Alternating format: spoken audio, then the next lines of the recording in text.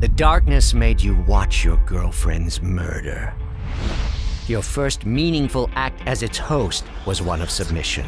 Hi there, I'm Tim Weaver from CMBG, and I'm here with Andy Hartup, Associate Editor on Xbox World. Hi there. How you doing, Andy? I'm good, thanks, yeah. You reviewed The Darkness 2, which is what we're looking at today, and I think you thought it was pretty good. I really enjoyed it, yeah. I mean, I was a big fan of the first Darkness, played it through to completion, really enjoyed the story. And The Darkness 2 I was a little bit dubious about when I started playing it because it is very different. I mean, this is a pure shooter. There's none of the sort of slow-paced, exploring the area story bits. This is all action. This is all, you know, murdering people as horrifically as you can. And yeah. but that's not to say, you know, the story lacks any sort of subtlety, as you find out as you play through. Yeah, I mean, we'll talk about the story a little bit in a little while, but I mean, I think, would it be fair to say we were a little bit sceptical about digital extremes making it? I mean, not that we've got any agenda against digital extremes, we just want to point, but I mean, their history is making solid but fairly unspectacular games. I think that's fair. Yeah, they're sort of 7 out of 10 kings previously, but no, they've done a great job on this, and you know, one of the things that has impressed me the most about it is the way it looks. I think, you know, to do this sort of thing and try and make it sort of photorealistic, or that sort of gamey photorealistic, would have been a big mistake.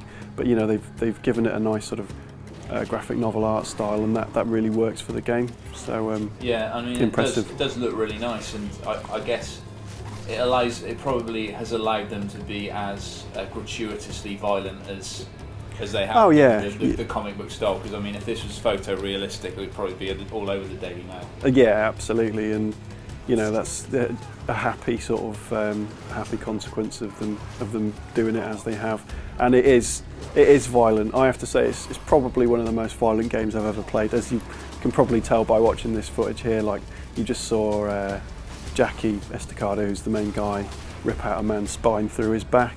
Yeah, I was going to ask you how it rates on your violenceometer. It's up there. It's at least a 9 on my violenceometer. On your patented violenceometer. I mean, tell us about some of the executions in the game. Some of the executions. Well, you saw the spine room there. That's pretty nasty. It's worth pointing out all the executions give you various benefits, and you unlock them as you play through. You can unlock new executions. Some of them sort of gain you a bit more health. Other ones gain you a bit more ammo, or give you a darkness shield, things like that. They are nasty. There's one where he sticks his tentacle down a man's throat. There's another one where he sort of slashes a man in half and then slashes him in half again. There's a really horrific one called the Assecution, which I don't even know if I want to talk about it now, because it's horrible. Yeah, tell us a bit about the Darkling, because that had you were a bit undecided about that? No, I don't like the Darkling. I mean, in the first game you could call up different Darklings to sort of help you out in combat. This time you've only got one, and he's a constant. And essentially he's like almost like another sort of special move you've got. You can pick him up, you can chuck him at enemies, he sort of annoys them a little bit. He's just a bit of an arse, really. I mean, he's got this awful Cockney accent, and you know, his dialogue's really sort of, it's just sort of cliched nonsense. He's really pretty much the only sort of gameplay and character misstep in the whole game, I think. Yeah, because I mean, I was going to say to you, otherwise, as you alluded to earlier, the story really, surprisingly perhaps, is really good. Yeah, you start off and it feels a lot like they're dining out on the previous Darkness, because obviously there's a lot of mention of Jenny, who's the girlfriend who dies in the last Darkness. And the thing about the first Darkness game was a really emotional connection with her, and it was really shocking when she dies. And in this, you start to feel, oh yeah, they're just dining out on that relationship, and it's all a bit cheap. But as you go through, certain things happen in the game, which I won't spoil for you, that gives the Darkness 2 a plausible story in its own right, while maintaining that sort of heart that the original Darkness had. Yeah. So just finally, how do you think Starbreeze's approach, Digital Extremes' approach, is different to Starbreeze? What have they done perhaps better, not quite as well?